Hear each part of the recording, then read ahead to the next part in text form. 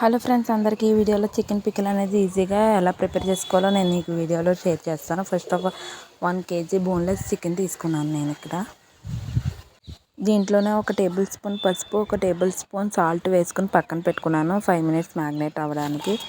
తర్వాత ధనియాలు, జీలకర్ర, మెంతులు, ఆవాలు, దాల్చిన చెక్క, లామొగ్గలు, లాలిక్కాయలు వేసుకొని బాగా ఫ్రై అయ్యాక దీన్ని మిక్సీ జార్లో వేసుకొని మెత్తని గ్రైండ్ పౌడర్ చేసుకున్నాను. చూసారు కదా, ఇలా మెత్తగా పౌడర్ చేసుకోవాలి. ఇలా పౌడర్ చేసుకున్న దాన్ని పక్కన పెట్టుకోవాలన్నమాట. తర్వాత ఈ చికెన్ని, మ్యాగ్నేట్ అయిన చికెన్ని ఇలా వీడియోలో చూపించినట్టు బాగా ఫ్రై చేసుకోవాలి.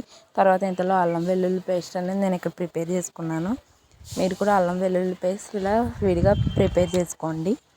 చూపిస్తున్నాను కదా, వీడియోలో చూపించినట్టు ఇలా మెత్తగా గ్రైండ్ చేసుకోవాలి అల్లం వెల్లుల్లి పేస్ట్ అనేది.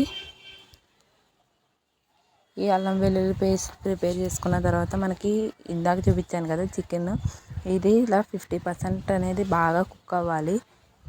ఇది బాగా కుక్ అయ్యే వరకు మనం కుక్ చేసుకోవాలన్నమాట. చూసారా, ఈ వాటర్ అనేది అంతా ఎవాపరేట్ అయిపోవాలన్నమాట.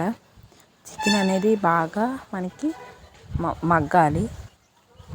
మగ్గితేనే మనకి ఎక్కువ పచ్చడి అనేది నిలవ ఆగుతుందన్నమాట. ఈ వీడియోలో చూపించినట్టు ఇలా బాగా ఉడికించుకోవాలి చికెన్ని. అది అయిపోయిన తర్వాత ఇంకొక ప్యాన్ తీసుకొని దాంట్లో 1 కప్పు వేరుశనగ నూనె తీసుకున్నాం మేము ఇక్కడ. మీకు ఏది అవైలబుల్గా ఉంటే అది తీసుకోవచ్చు. తర్వాత ముందుగా ఫ్రై చేసి పెట్టుకున్న చికెన్ పీసెస్ అనేది దీంట్లో వేసుకొని బాగా ఫ్రై చేసుకోవాలి. వీడియోలో చూపిస్తున్నాను కదా, గోల్డెన్ బ్రౌన్ కలర్లో వచ్చే వరకు బాగా ఫ్రై చేసుకోవాలి. చూపిస్తున్నాను కదా, చూసారా ఫ్రెండ్స్, అలా ఇంకా రావాలన్నమాట. కొంచెం లైట్గా వచ్చినాయి ఇక్కడ. ఇలా బాగా ఫ్రై చేసేసుకున్న తర్వాత మనం ముందుగా ఆడిపెట్టుకున్న అల్లం వెల్లుల్లి పేస్ట్ కూడా వేసుకొని అది కూడా పచ్చివాసన పోయే వరకు బాగా ఫ్రై చేసుకోవాలి. అప్పుడు స్టవ్ దించేసుకోవాలి, అంతే. తర్వాత 1 కప్పు కారం, 1/2 కప్ అనేది సాల్ట్, అలాగే ఇప్పుడు మనం ముందుగా మసాలాని ప్రిపేర్ చేసుకున్నాం కదా, అది కూడా చూసుకోవాలి. ఇది కూడా 1/2 కప్ వచ్చేలాగా చూసుకొని వేసుకోవాలి. ఇప్పుడు ఈ 3 మిశ్రమాన్ని బాగా మిక్స్ చేయాలి. ఇదంతా వేడిగా ఉన్నప్పుడే మనం చేసుకోవాలన్నమాట, ఎందుకంటే అప్పుడు ఆ ముక్కలకి బాగా పడుతుందన్నమాట. ఇలా వీడియోలో చూపించినట్టు బాగా మిక్స్ చేసుకోవాలి.